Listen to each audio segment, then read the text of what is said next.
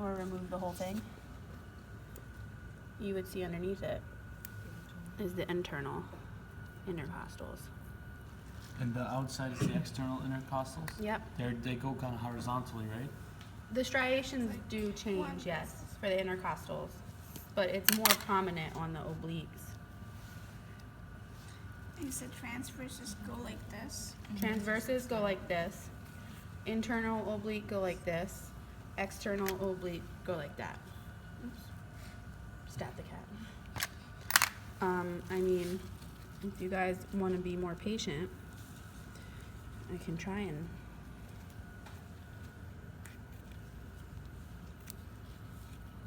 So we found two places for external oblique here, and then there was one up top, right? So you see this flap I'm holding here? It kind of goes like this. This whole thing is the oblique.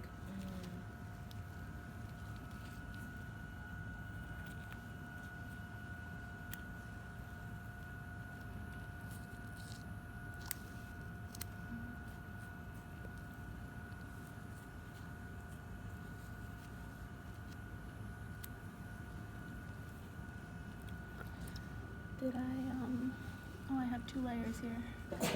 Bless you.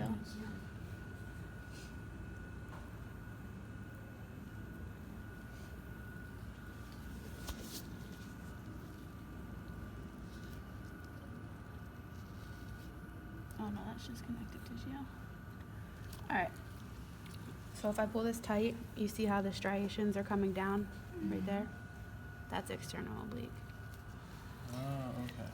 And how these ones, they kind of slant upwards just a little bit. And these looks like they're going straight. Let me see if there's another layer under here. So they're like that. That's external. Oh, that's going downwards. Going downwards, yeah.